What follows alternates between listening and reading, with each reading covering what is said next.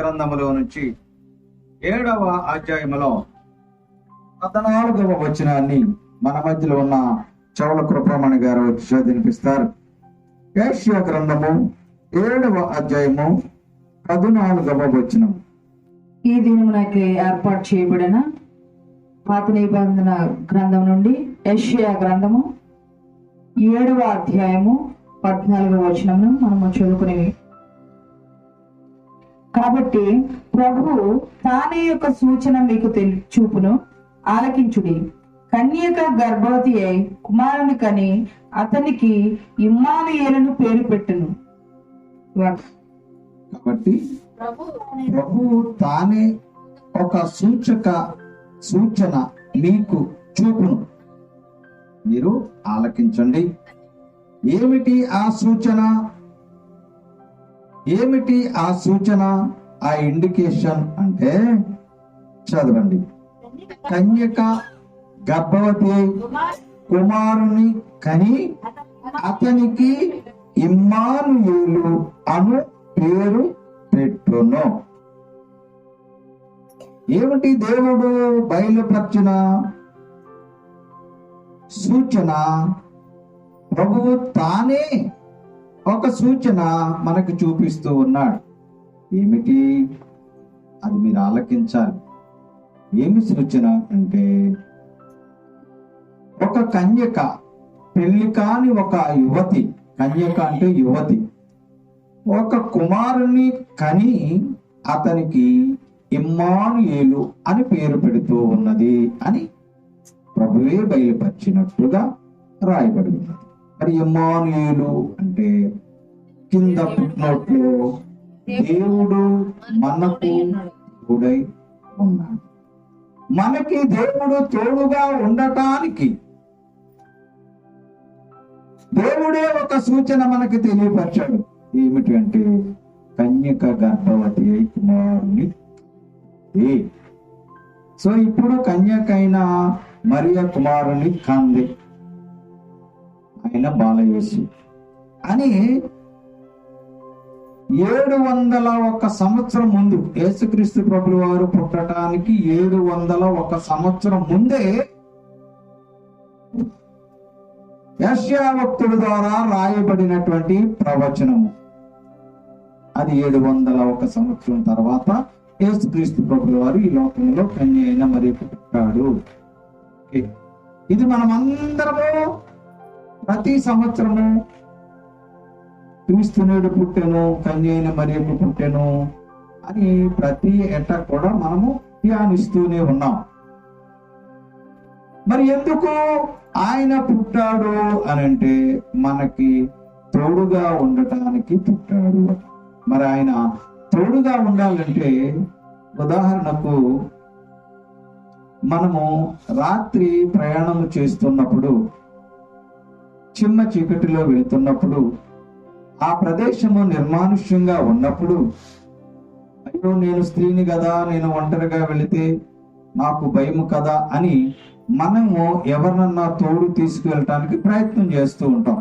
లేదా పురుషులైనప్పటికీ కూడా రాత్రి జరిగిన మన క్రిస్మస్ సంబరాల్లో ఆ ఫోటోలు తీసైనా రాత్రి 1 గంటకి వెళుతూ బయలుదేరుతున్నాను సార్ అని.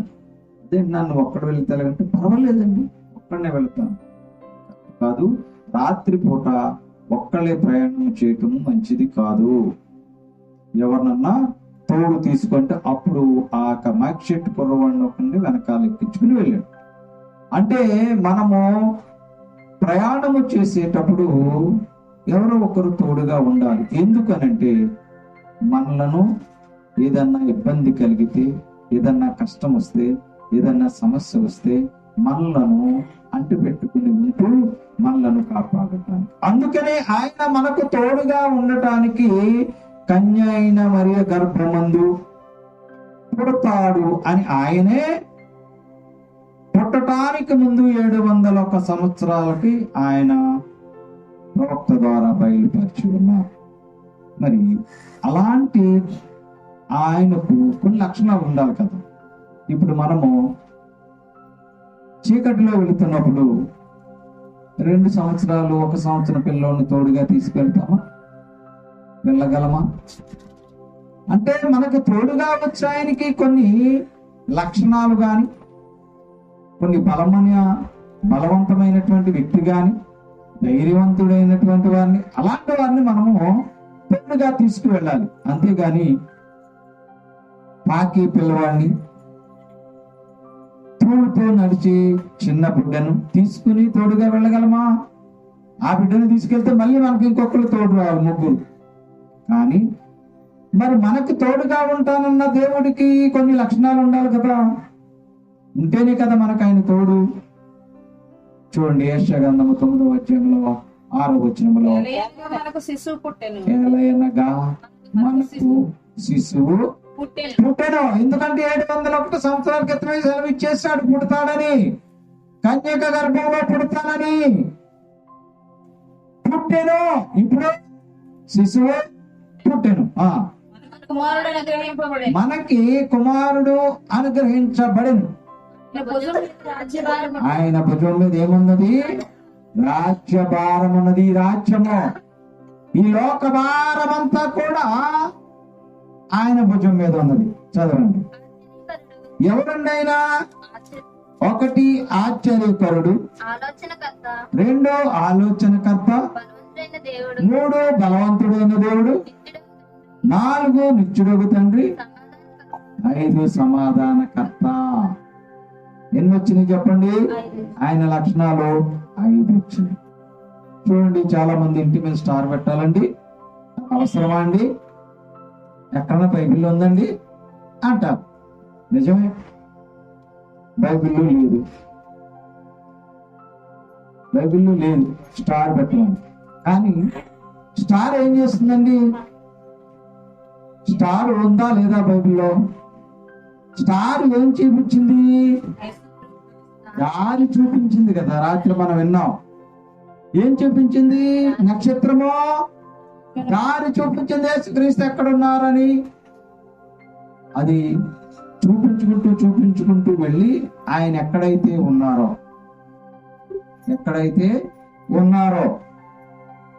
గమనించండి. ఎక్కడైతే ఉన్నారో, ఎక్కడైతే పుట్టారో కాదు. ఎక్కడ పుట్టాడైనా? ఎక్కడ పుట్టాడు? ఊరిలో పశువుల పాకలో. నిజమేనా? యేసుక్రీస్తు ప్రభువు గారు పశువుల పాకలు పుట్టారా? యేసుక్రీస్తు ప్రభువు వారు పశువుల పాకలో పుట్టారా? పశువుల పాకలో పుట్టలేదైనా. సత్రములో స్థలము లేనందున ఆ పశువుల తొట్టెలో ఆయనను పరుండబెట్టెను. కాబట్టి ఆయన పశువుల పాకలో పుట్టలేదు, పశువుల పాక బయట పుట్టాడు. లూకాసు వార్త 2వ అధ్యాయంలో మాట మనకు కనిపిస్తున్నది. దేవునికి కంప కొట్టేటువంటి పేడ వాసనలో పుట్టాడా దేవుడా అని చాలా మంది హేళనగా మాట్లాడుతూ ఉండవచ్చు. కానీ వాక్యంలో రాయబడి ఉన్నది, వారక్కడ ఉన్నప్పుడు ఆమె ప్రసవ దినములు నిండెను గనుక తన తొలిచూలు కుమారుని కని పొత్తిగుడ్డలతో చుట్టి సత్రములు వానికి స్థలము లేనందున ఆయనను పశువుల తొట్టెలో, ఆ పశువుల తొట్టెలో ఉన్నటువంటి యేసుక్రీస్తు ప్రభుల వారిని చూపించటానికి ఆ నక్షత్రం వచ్చింది. వారికి చూపించుకుంటూ అక్కడ ఆగింది. ఇప్పుడు నక్షత్రానికి ఎన్ని కోణాలు ఉన్నవి? 5 కోణాలు.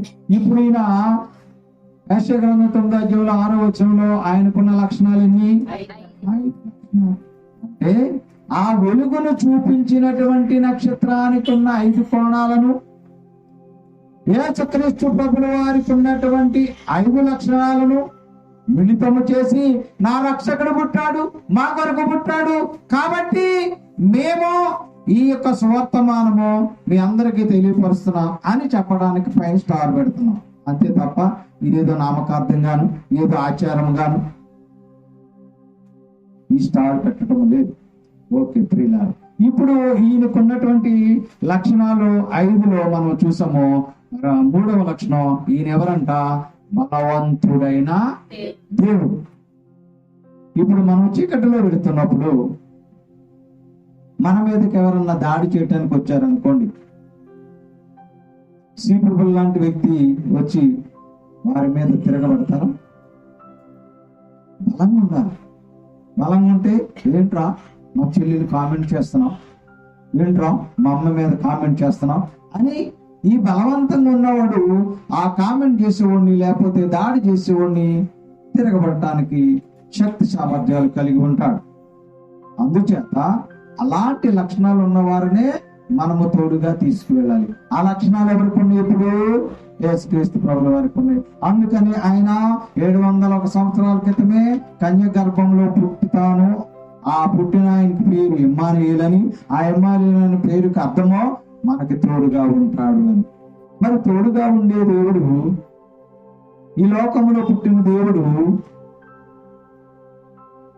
5 లక్షణాలు కలిగిన దేవుడు 5 రకాలుగా మనల్ని కాపాడటానికి ఈ లోకంలో మనిషి కుమారుడుగా పుట్టాడని వాక్యంలో రాయబడి ఉంది. ఆ విషయాలు కూడా మనం గమనించుకొని ముగించుకుందాం.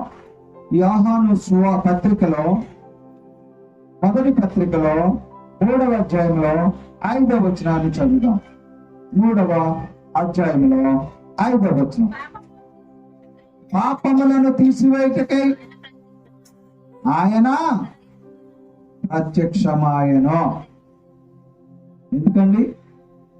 ఎలా ప్రత్యక్షపరచుకున్నాడు? ఆయన బాలునిగా ప్రత్యక్షపరచుకున్నాడు. ఎందుకు? మన పాపములను తీసివేయుటకు. మొదటి క్రియ ఆయన పుట్టడంలో చేయటానికి, ఏమి చేయటానికి పుట్టాడో రాయబడి ఉన్నది, పాపములను తీసివేయుటకు. అదే పత్రికలో 3వ అధ్యాయం 8వ వచనంలో మరొక క్రియను చేయటానికి ఆయన ఇక్కడికి వచ్చాడట. చదవండి. గనుక పాపం చేయవాడు అపవాది సంబంధి. అపవాది యొక్క క్రియలు లయపరచటానికి దేవుని కుమారుడు ప్రత్యక్షమాయను. రెండవ క్రియ ఏమిటో తెలుసా? సాతాను క్రియలను కనపడకుండా చేయటం. లయపరచడం అంటే మరుగుపరచటం, కనపడకుండా చేయటం. దేన్ని కనపడకుండా చేయటానికి ఆయన పుట్టాడు? ఇప్పుడు సాతాను యొక్క క్రియలను లయపరచటానికి ఆయన పుట్టి ఉన్నాడు. అదే పత్రికలో 4వ అధ్యాయంలో 9వ వచనంలో మరొక మాట కనిపిస్తూ ఉన్నది. మనము ఆయన ద్వారా జీవించినట్లు దేవుడు తన అద్వితీయ కుమారుని లోకమునకు పంపాడు. ఎలా పంపాడు? లోకానికి వెళ్ళవచ్చాడు దేవుని కుమారుడు? మనుష్య కుమారునిగా ఈ లోకములో పుట్టి ఉన్నాడు. మనుషావతారునిగా ఈ మానవాళిని రక్షించడానికి ఆయన పుట్టి ఉన్నాడు. ఎందుకు పుట్టాడు? 4వది ఏమిటి? మనము ఆయనతో పాటు 3వది జీవించటానికి పుట్టి ఉన్నాడు. 4వ అధ్యాయంలో 10వ వచనం, అందులోనే 4వ అధ్యాయము, మనము దేవుణ్ణి ప్రేమించితమని కాదు, తానే మనల్ని ప్రేమించడానికి మన పాపములకు ప్రాయశ్చిత్తమై ఉండుటకు తన కుమారుణ్ణి దేనికి పంపాడు? మన పాపముల నుండి మనలను ప్రాయశ్చిత్తముగా చేయటకంటే మనలను పాపరహితులుగా చేయటానికి. పాపములో పండిపోయి ఉన్నాం కదా, పాపములో పడిపోయి ఉన్నాం కదా, పాపములో మగ్గిపోతున్నాం కదా, పాపమే మంచిదని పరుగులు పెడుతున్నాం కదా. అందుచేత అందులో నుంచి మనల్ని బయటకు తీసుకురావటానికి దేవుడు తన కుమారుని మనుష్య కుమారుడిగా ఈ లోకములోనికి పంపెను అని రాయబడి ఉన్నది. అదే 4వ అధ్యాయం 14వ వచనంలో మరొక మాట కనిపిస్తూ ఉన్నది.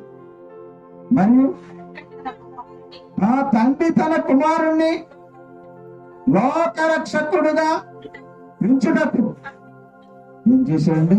ఈ లోకానికి రక్షకుడుగా ఉండుట దేవుడు తన కుమారుని పంపెను. రక్షకుండు దయించినాడట. ఎందుకు దించాడు? ఎందుకు పుట్టాడు? ఆలోచించండి పిల్ల. ఎందుకు యేసుక్రీస్తు ప్రభువు వారు ఈ లోకంలోనికి మనుష్యుడిగా వచ్చాడు? చూడండి, దేవునిగా వచ్చి ఉండుంటే ఇప్పుడు మనము చెప్పులు లేకుండా రోడ్డంతా నడుచుకుంటూ వెళుతున్నాం అనుకోండి. ముళ్ళు గుచ్చుకుంది. దేనికి గుచ్చుకుంటుంది? ముళ్ళు దేనికి గుచ్చుకుంటుంది? కాలికి గుచ్చుకుంటుంది. చెప్పులు లేకుండా వెళ్తున్నాం కదా, కాలికి గుచ్చుకుంది. కాలి కిందేముంది? కాలి కిందేముంది అమ్మా? రోడ్డుకి కాలుకి మధ్యలో ఏముంది? కాలు కిందమ్మా. కాలు కిందేముంది? చర్మం ఉంది. ఏదో గుచ్చుకుంది? చర్మానికి గుచ్చుకుంది. మరీ బలంగా గుచ్చుకుంది అనుకోండి, లోపలున్న కండరానికి గుచ్చుకుంటుంది. మరీ లోపల గుచ్చుకుంది అనుకోండి, ఆ లోపల ఉన్న ఎముక గుచ్చుకుంటుంది. అది గుచ్చుకున్నప్పుడు నువ్వు గుచ్చుకున్నావు, బాగుంది, నువ్వు గుచ్చుకుంటే నాకు చాలా బాగుంది అమ్మా. ఏమంటా? అబ్బా, చిన్ని రాయి గుచ్చుకుంటేనే అబ్బా. ఎందుకు తెలుసా? మనం మనుషులం కదా, మనకేముంది? శరీరం ఉంది. దేవునికి శరీరం ఉంది. మరి దేవునిగా ఆయన వచ్చుంటే ఆ బాధలు ఆయన తెలిస్తే, ఆ బాధలు పడుకోకుండా ఉంటే మనలా ఎందుకు పుట్టాడు ఆయన రాయబడి ఉన్నది కదా, మన పాపముల నుండి మనల్ని ప్రాయశ్చిత్తులుగా చేయడానికి పుట్టాడంట ఆయన. మరి ఆయన దేవుడిగా వచ్చేసి నువ్వు పాపం చేయకు, ఓకే నీకు ఈ ఆశీర్వాదం ఇచ్చేస్తున్నా, ఈ రోజు నువ్వు పాపం చేయకు ఇంతమ్మా ఎవరన్నా? అందుకే నేను మనుష్య కుమారుడిగా వచ్చాడు. మనుష్య కుమారుడిగా వచ్చి ఆయన రక్తాన్ని ఇక్కడ దారబోయాలి గనక, లేఖన భాగాల్లో ఆయన పుట్టడానికి ముందే ప్రవక్తల ద్వారా రాయబడినటువంటి ఆ యొక్క వాక్యాలు నెరవేరాలి గనక మనుష్య కుమారుడుగా పుట్టి మన కొరకు కష్టాలు అనుభవించాడు, మన కొరకు బాధలు అనుభవించాడు, మన కొరకు అవమానాలు అనుభవించాడు. మనము చిన్న చిన్న అవమానాలకి కృంగిపోతాం, చిన్న చిన్న బాధలకే నలిగిపోతాం. ఈయనేమి దేవుడు అంటాం, మాకేమి చేయట్లేదు, ఈయన మేము ఎందుకు వెళ్ళాలంటాం. ఇలా రకరకాల ఆలోచనలతో మనము దేవుని మీద నిందలేస్తూ ఉంటాం. మరి దేవుడు తన కుమారుణ్ణి మనుష్యునికి ఇక్కడ పంపించి, ఈ మనుషులందరి కోసం నువ్వు చచ్చిపో, ఈ మనుషులందరి కోసం నీ రక్తాన్ని ఇచ్చే ఎక్కడ అని అంటే ఆయన ఏమన్నాడు? నువ్వే తండ్రి అన్నాడా? తండ్రి నీ చిత్తము నేను నెరవేరుస్తాను కూర్చాను, నీవు అప్పగించిన పని నేను చేశాను, సమస్తము సమాప్తమైంది. నువ్వు దేవుడు అయితే నీ కొడుకుని తీసుకొచ్చి ఇలా చేస్తావా అని అంటే, కానీ మన కొరకు, మన పాపాల కొరకు, మన పాపాల ప్రాయశ్చిత్తము కొరకు ఆయన ఈ లోకానికి మనుష్య కుమారుడిగా వచ్చాడు. మనుష్యుడిగా వస్తేనే కదా తెలిసేది. చూడండి, చాలా కొన్ని కథల్లో మనకి కనిపిస్తూ ఉంటది. ఒకే పోలిక ఉన్నటువంటి ఇద్దరు వ్యక్తులు, ఒకడు డబ్బున్నవాడు గాను ఒకడు పేదవాడు గాను ఉంటే, ఈ డబ్బున్నవాడు విలాసవంతమైన జీవితము జీవిస్తూ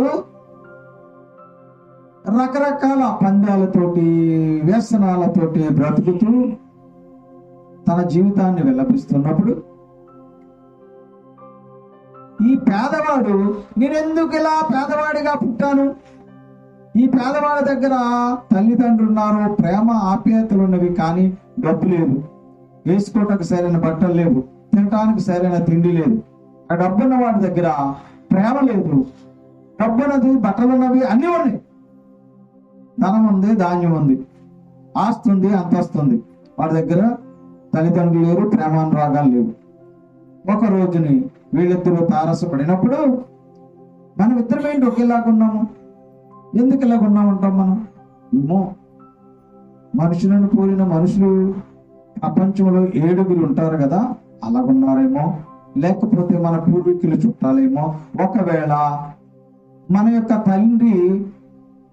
తల్లి వేరైనా మన యొక్క తండ్రి ఒక్కడేనేమో అనుకుని మాటల సందర్భంలో డబ్బున్నవాడు అన్నాడంట, ఎందుకు సోదరా, నాకెంతో డబ్బు ఉన్నది, కానీ నా దగ్గర అమ్మా నాన్న లేరు, ఆప్యాయతలు అనురాగాలు లేవు అని అన్నాడంట. ఈ డబ్బు లేని వాడినట, అలాగే సోదరు, అయితే నువ్వు నా దగ్గరికి వెళ్ళు, నేను నీ దగ్గరికి వెళ్తా, ఇద్దరు ఒకేలాగా ఉన్నాం కదా అని. ఈ డబ్బున్నవాడు పేదవాడు ఇంటికి వచ్చాడు, పేదవాడు డబ్బున్నవాడు ఇంటికి వెళ్ళాడు. ఈ పేదవాడు ఎప్పుడు డబ్బులు లేక అలవటించిపోయి ఉన్నవాడేమో అక్కడికి వెళ్ళాక ప్రతిరోజు ఆ ధనవంతులాగా తిరుము త్రాగు సుఖించమని అట్లాగా ఆ డబ్బుతోటి విలాసవంతమైన జీవితాన్ని జీవిస్తున్నాడు. డబ్బున్నవాడు పేదవాడి ఇంటికి వచ్చిన వాడు వాళ్ళ అమ్మగారు పెట్టేటువంటి ఆ కలిపి పెట్టే అన్నము ముద్దని చూసి కంట నీరు పెట్టుకున్నాడు. ఏంటి నాన్న ఎప్పుడు లేవు ఇలా కంట నీరు పెట్టుకుంటే? ఏమి లేదమ్మా, ఈ రోజు కొత్త అంటే ఇక్కడ ఏమి ఆస్వాదించాడు, ఏమి అనుభవించాడు అని అంటే ఇక్కడ తల్లి ప్రేమను అనుభవించాడు. అక్కడి నుంచి ఇక్కడికి వచ్చాడు గనక ఇక్కడ తల్లి ప్రేమ తెలిసింది. ఇక్కడ వాడు అక్కడికి వెళ్ళాడు గనక ఆ డబ్బుతో విలాసవంతమైన జీవితం జీవిస్తున్నాడు. దేవుడు మనిషి కుమారుడికి ఎందుకు వచ్చాడంటే ఈ మనిషి పడే బాధలు చూసి, ఈ మనిషి ఎదురవుతున్నటువంటి కష్టాలను చూసి, ఈ మనుషులను ఏదో విధంగా మార్చాలని, ఈ మనుషుల హృదయంలో మార్పు తీసుకురావాలి. నన్ను కొట్టిన దెబ్బలను బట్టి, నాకు జరిగిన అవమానాలను బట్టి, నేను కార్చిన రక్తాన్ని బట్టి ఈ మనుషులు మారుతారని ఆయన మనిషి కుమారుడిగా ఈ లోకానికి వచ్చాడు. అది ఆయన రావటంలో ఉద్దేశం. ఆయనకి పని పాట లేకపోవడం, మన పాప జీవితాల నుంచి మనల్ని మార్చడానికి. ఎన్ని రకాలుగా ఆయన మనల్ని మార్చడానికి వచ్చారు అని అంటే అన్ని రకాలుగా మనలను మార్చడానికి మనుష్య కుమారుడిగా వచ్చి ఉన్నాడు అని వాక్యంలో రాయబడి ఉన్నది. మనము లూకాసు వార్త 2వ అధ్యాయంలో 31వ వచనంలో చదివితే దూత ఆ మరియమ్మ గారితో అంటున్నట, ఇదిగో నీవు గర్భము ధరించి కుమారుని కని ఆయనకు యేసు అని పేరు పెట్టదు. చూసారా, అక్కడేమో ఇమ్మానుయేలు అని పేరు పెట్టుదు ఉంది, ఇక్కడ యేసు అని పేరు పెట్టుదు ఉంది. రెండింటికి ఏమిటి తేడా? రెండింటికి ఏమైనా తేడా ఉన్నదా? యేసు అంటే రాత్రి మనం విన్నాం. యేసు అంటే అర్థం ఏంటి? ఇమ్మానుయేలు అంటే అర్థం ఏమిటి? తోడున్నవాడు ఏం చేయాలి? ఇప్పుడు తోడున్నవాడు ఏం చేయాలి? రక్షించాలి. ఆపదలు ఉన్నప్పుడు, కష్టాలు ఉన్నప్పుడు, ఇరుకుల్లో ఉన్నప్పుడు, ఇబ్బందులు ఉన్నప్పుడు రక్షించాలి. అందుకు ఆయన ఇక్కడికి వచ్చాడు. ఎక్కడికి? ఈ లోకానికి. ఎలా వచ్చాడు? మనిషి కుమారుడికి వచ్చాడు. వచ్చిన ఆయన ఏం చేయాలనుకుంటున్నాడు? మన పాపాలను తీసేయాలని వచ్చాడు. మన యొక్క అపవాది క్రియలను లయపరచడానికి వచ్చాడు. మనలను ఆయనతో పాటు జీవింపచేయడానికి వచ్చాడు. మన పాపాల ప్రాయశ్చిత్తం కోసం వచ్చాడు. తన కుమారుడిని లోకరక్షకుడుగా దేవుడు అన్నాడు. ప్రియమైన సంగమా, ప్రియమైన విశ్వాసులారా, ఈ యేసు కృపావాక్కు ఉంటున్న ప్రతి ఒక్కరు కూడా ఆలోచించండి. యేసుక్రీస్తు ప్రభువు ఈ లోకంలోనికి రావటానికి ప్రత్యేకమైన కారణము ఉంది. నీ కొరకు, నా కొరకు, మనందరి కొరకు ఆయన మనిషి కుమారునిగా ఈ లోకంలో అవతరించాడు. మరి ఈ మానవాళి చేస్తున్న పాపాల నుండి, ఈ మానవులను వాటి నుండి దూరం వచ్చేయటానికి ఆయన ఈ లోకానికి వచ్చి ఉన్నాడు.